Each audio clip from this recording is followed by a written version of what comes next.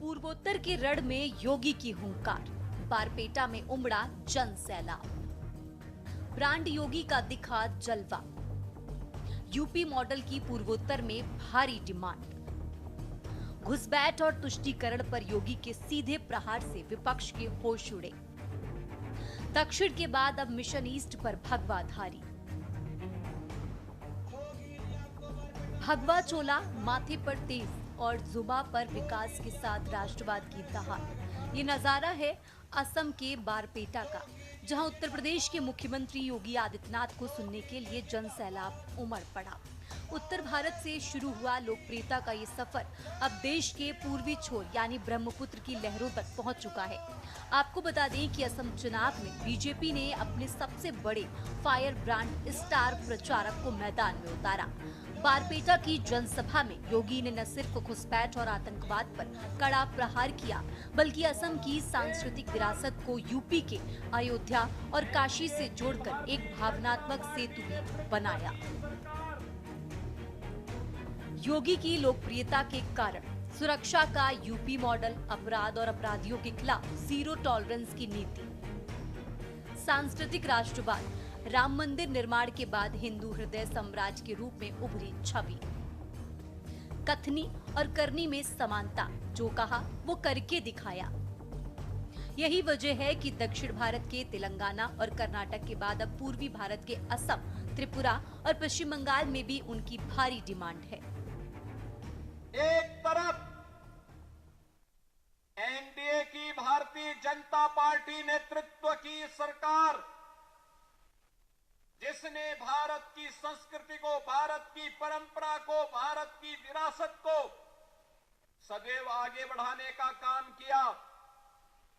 एक तरफ एनडीए की भारतीय जनता पार्टी नेतृत्व की सरकार जो सुरक्षा भी दे रही है, सुशासन का लक्ष्य भी प्राप्त कर रही है और सेवा के माध्यम से बिना भेदभाव के शासन की योजना का लाभ हर गांव, हर गरीब, हर किसान, हर नौजवान और हर महिला तक पहुंचाने का काम कर रही है।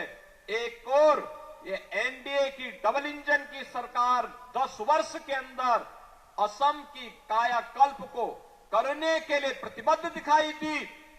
वहीं दूसरी ओर कांग्रेस नेतृत्व की सरकारों ने 60 वर्ष तक असम के अंदर अराजकता को, दंगों को, कर्फ्यू को, घुसपैठ को, अराजकता को बढ़ावा देकर के यहां की सुरक्षा में सेंध लगाने का काम किया, यहां की विरासत को अपमानित करने का काम किया। कांग्रेस की सरकार होती थी, भारत रत्न तब केवल एक खानदान के लोगों को प्राप्त होता था। तब यहां की संस्कृति और संगीत की पहचान भूपेन हजारिका को भारत रत्न कांग्रेस ने नहीं दिया। याद करिए, तब मां कामाख्या का कॉरिडोर बनाने की याद उनको नहीं आई।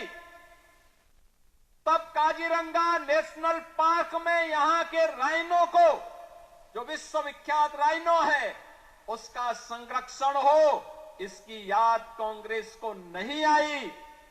तब यहां असम और पूर्वोत्तर की कनेक्टिविटी अच्छी हो, इसकी याद उन्हें नहीं आई। योगी आदित्यनाथ की राजनीति और व्यक्तित्व का सबसे मजबूत स्तंभ उनकी कट्टर हिंदूवादी छवि है। एक मुख्यमंत्री होने के साथ साथ वो गोरखनाथ पीठ के महंत भी हैं, जो उनकी इस छवि को धार्मिक और आध्यात्मिक आधार प्रदान करती है।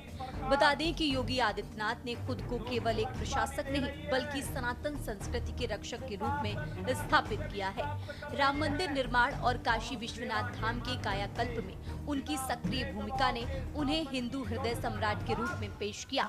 वहीं प्रयागराज और अयोध्या जैसे ऐतिहासिक नामों की बहाली को उन्होंने अपनी सांस्कृतिक पहचान वापस पाने के अभियान के तौर पर पेश किया है।